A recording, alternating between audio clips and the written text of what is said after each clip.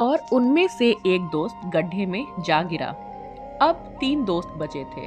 तभी उनमें से एक दोस्त बोला, दोस्त, क्यों ना हम अपनी गलती सुधारें। हमने जो कुछ भी उन कब्रों का किया है, अगर हम लोग उसे ठीक कर देते हैं तो शायद हमारी जान बच जाए।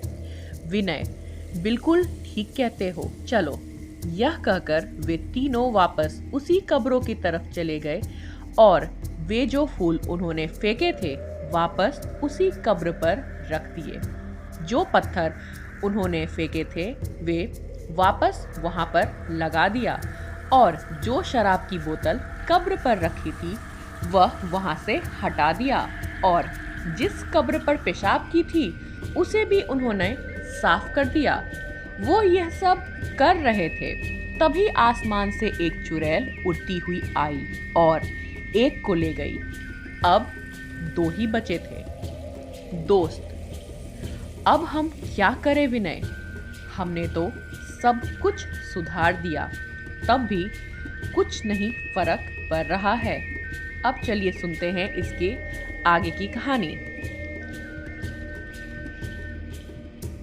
विनय, रुको, तुम्हें याद है सबसे पहले हमने वो बोर्ड निकालकर फेंका था। दोस्त, हाँ, बिल्कुल ठीक कह रहे हो। आओ उसे ठीक करके वापस लगा दिया जाए। यह कहकर दोनों वापस बोर्ड को वापस लगाने लगे।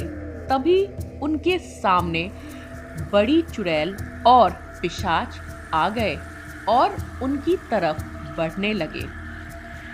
यह देखकर वह दोनों और तेज बोर्ड को उस पुरानी जगह पर गाड़ने लगे और इसके पहले की चुड़ैल और पिशाच उनके सामने पहुंचते उन्होंने बोर्ड को पुरानी जगह पर अच्छे से लगा दिया और देखते ही देखते चुड़ैल और पिशाच दोनों गायब हो गए। और अब धीरे धीरे आसमान से अंधेरा जाने लगा और सुबह हो गई।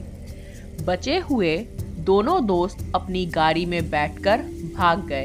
अब इन सोते हुए लोगों को दोबारा कोई नहीं परेशान करेगा। इस तरह हमारी कहानी का अंत होता है।